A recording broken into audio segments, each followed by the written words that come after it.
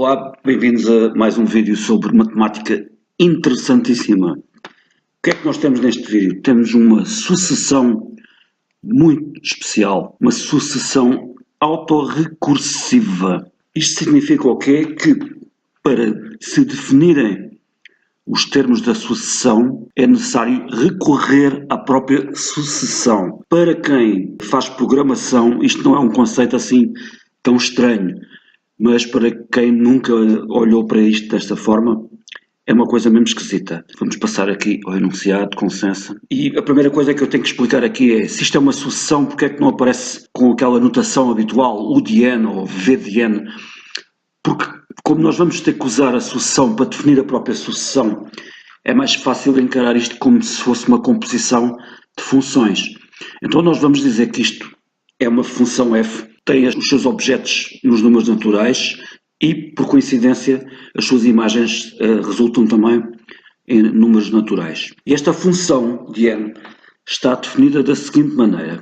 Se o n for inferior a 1000, ou seja, isto é o primeiro ramo da função, a função está definida da seguinte maneira, é ela mesma, aplicada a ela mesma, calculada sobre o valor de n mais 5. f de n é igual a f de n mais 5. Isto agora parece muito esquisito, mas quando nós começarmos a fazer isto com números concretos, vocês vão perceber que isto não é assim tão complicado.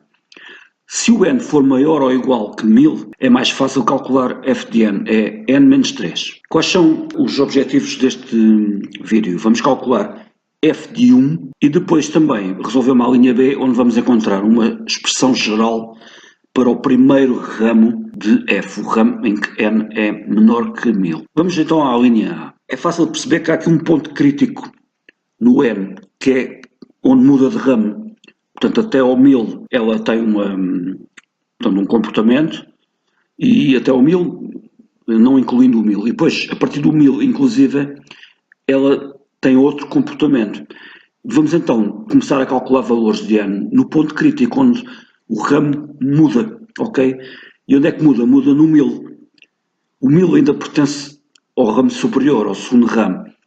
É muito fácil de calcular, porque neste ramo, no ramo superior, f de 1000 é 1000 menos 3, 997.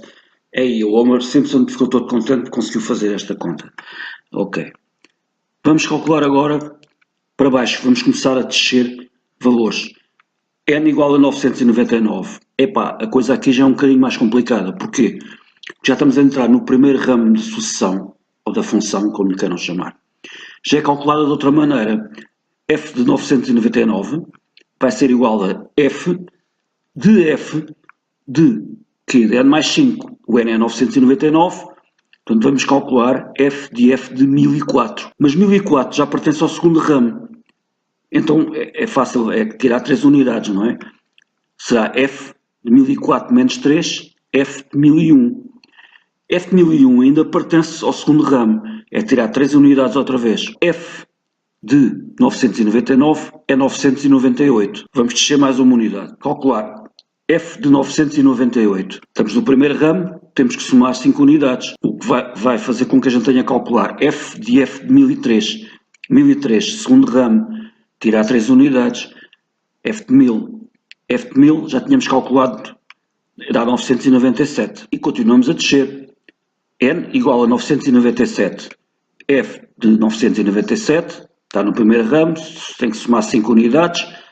É um processo análogo ao slide anterior, dá 998. E desce mais uma unidade, f de 996, exatamente a mesma coisa que no slide anterior, está 997. Vamos fazer aqui um pequeno balanço daquilo que já descobrimos. Estes são os valores de n para os quais já tivemos que fazer cálculos.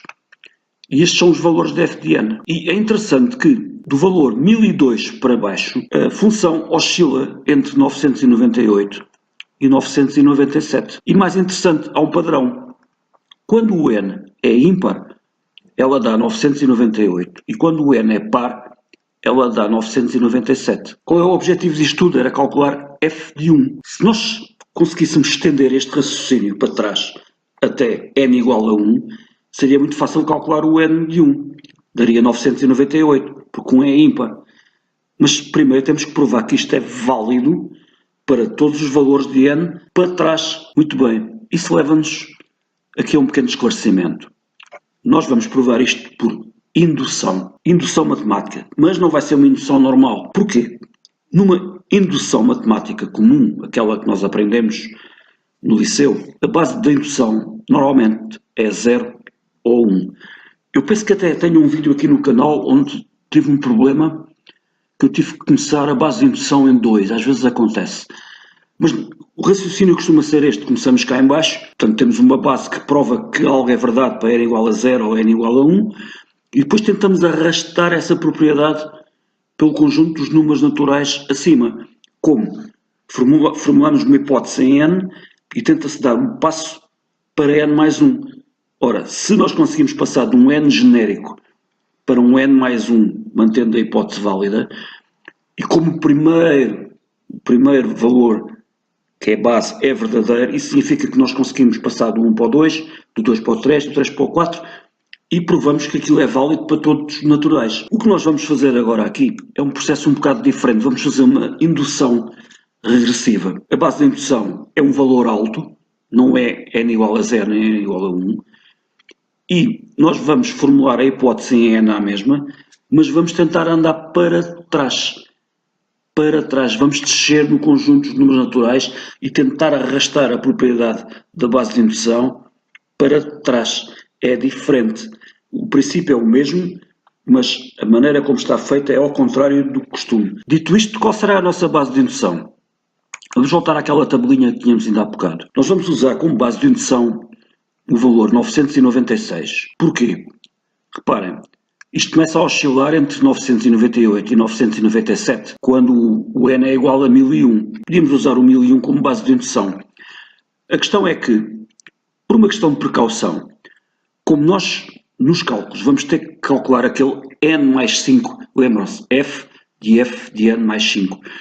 Então, para não corrermos o risco de estarmos a entrar dentro de um ramo onde o valor da função já não é 998 nem 997, nós vamos dar uma distância de 5 unidades abaixo de onde aparece o primeiro 998 e vamos usar a base de indução como sendo esse valor. O valor que está a 5 unidades de distância do ponto onde a propriedade se começa a verificar. E na realidade nós não precisamos de provar a partir do 1001 para baixo, porque já temos aqui o cálculo feito à mão dos valores 1001, 1999.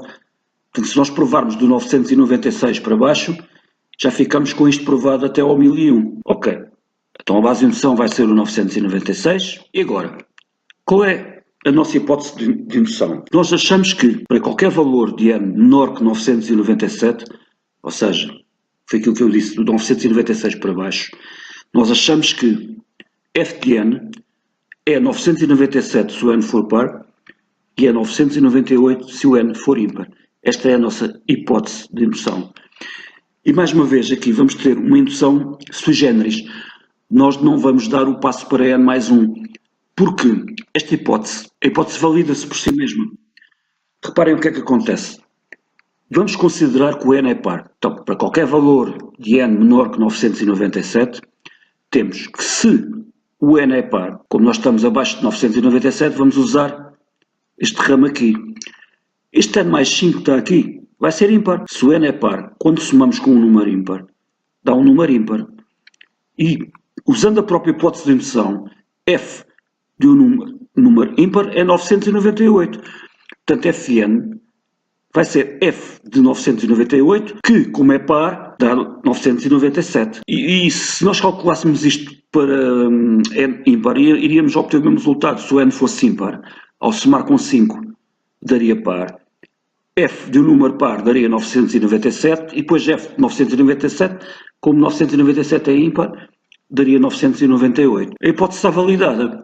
Portanto, tendo isto demonstrado, quanto é que é f de 1? Como o f de 1 é ímpar, f de 1 vale 998. Passemos à linha B. Expressão geral para o primeiro ramo de f. Temos aqui a definição de f para qualquer valor de n menor que 1000. 997 se n for par, 998 se n for ímpar. Nós vamos escrever este 998 à custa do 997 porque vai dar jeito. Então, em vez de 998 aqui, vamos escrever 997 mais 1. E o que seria mesmo porreirinho era se nós conseguíssemos que este mais 1 que estamos a adicionar aqui só aparecesse quando o n fosse ímpar. Se este menos 1 dependesse do n, nós ficávamos com uma expressão geral. Vamos fazer tentativas. Será que isto é equivalente a ter 997 menos 1 levantado a n? Sempre que nós queremos adicionar ou subtrair uma unidade em sucessões, este truque do menos 1 levantado a n é precioso. Só que às vezes tem que ser trabalhado, e aqui é o caso. Isto não é equivalente, porquê? Porque, reparem, quando o n fosse ímpar, isto tinha que dar 998. Ok, n ímpar, menos 1 levantado a um número ímpar é menos 1, 997 menos 1 daria 998, porreiro. Mas depois não bate certo quando o n fosse par. Quando o n fosse par, isto tinha que dar 0, que era para aparecer aqui 997. Mas menos 1 levantado a um número par é 1, e 997 menos uma unidade é 996. Isto não é equivalente. O que é que nós reparamos? Reparamos que este menos 1 levantado a n, umas vezes soma uma unidade, outras vezes subtrai uma unidade. Por que é que nós não chegamos a um meio termo? Em vez de pormos ali 997, vamos pôr um número que esteja entre o 997 e o 998 e vamos somar e subtrair 0,5 conforme o n troca. Vamos experimentar. Vamos dizer que é assim. f de n é igual a 997,5 menos 1 levantado a n sobre 2. Vamos ver se isto bate certo. Quando o n é par, o menos 1 levantado a n dá 1. Portanto, esta fração dá 1 meio. 997,5 menos 1 meio é 997. Porreiro. E quando o n é ímpar? Quando o n é ímpar, menos 1 levantado a n dá menos 1. Esta expressão dá menos 1 meio. Isto menos por menos dá mais. E, portanto, quando o n fosse ímpar, somaríamos meia unidade ao 997,5, prefazendo 998. E esta é, portanto, a nossa expressão geral para o primeiro ramo de f de n. Espero que tenham gostado do vídeo. Fiquem atentos a mais publicações sobre matemática e até à próxima.